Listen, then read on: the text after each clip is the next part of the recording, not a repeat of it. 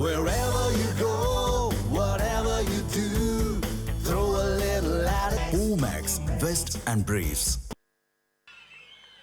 இப்பதான் தமிழ்நாட்டு மக்கள்லாம் ஒரு பெருமூச்சு விடுறாங்க, ஒரு நிம்மதி பெருமூச்சு விடுறாங்க. அப்பா இப்பதான் ஒரு நல்லாட்சி நடக்கிறா. 50-60 வருஷமா இந்த ரெண்டு கட்சி மாறி மாறி பார்த்து சலிச்சு வெறுத்து போயிட்டாங்க. எப்ப பார்த்தாலும் எதுக்கு எடுத்தாலும் ஊழல். சிம்பிளா பாருங்க, ஒரு வீடு கட்டுறதுனாலும் ஊழல், ஒரு ரெஜிஸ்ட்ரேஷன் பண்றதுனாலும் கமிஷன், ஒரு இபி கனெக்ஷன் வாங்கினா ஒரு கமிஷன், ஒரு நிம்மதியா தொழில் கூட பண்ண முடியாது.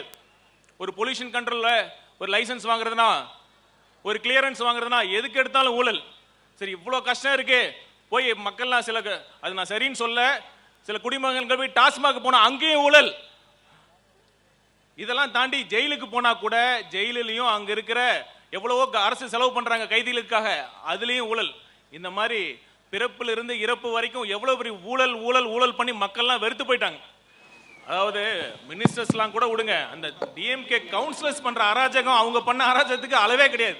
அவங்க திமுக தோத்ததுக்கு மெயின் காரணமே அந்த கவுன்சிலர்ஸ் தான். ஆனா நம்ம நடக்க போற உள்ளாட்சி தேர்தலில் நம்ம ஜெயிக்க போற கவுன்சிலர்ஸ்லாம் இதெல்லாம் நமக்கு பதவி இல்லை.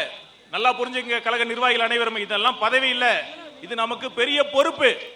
மக்கள் நமக்கு இவ்வளவு பெரிய ஒரு அன்பால நமக்கு ஒரு வாய்ப்பு கொடுத்திருக்காங்கன்னா அதை விட ஒரு படி மேல நம்ம கிட்ட இன்னும் எதிர்பார்க்கிறாங்க. அந்த அளவுக்கு மக்கள் நம்ம மேல ஒரு பெரிய எதிர்பார்ப்போடு இருக்காங்க. அதனாலதான் மாண்புமிகு முதல்வர் அவர்கள் ஒவ்வொரு அமைச்சரவை கூட்டத்திலும் இது மறக்காம சொல்றாரு, கண்டிப்பாக மக்கள் நலன் சார்ந்த ஒரு நிர்வாகம் தான் நம்ம பண்ணணும், ஒரு வெளிப்படையான ஊழலற்ற நிர்வாகம் தான் பண்ணணும்.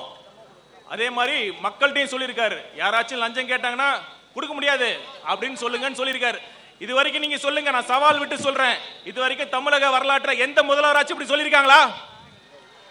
இதுக்கு எவ்வளவு பெரிய தைரியம் வேணும்? தமிழ் ஜனம் சேனலை சப்ஸ்கிரைப் பண்ணாம பார்த்துட்டு இருந்தீங்கன்னா மறக்காம சப்ஸ்கிரைப் பண்ணிடுங்க.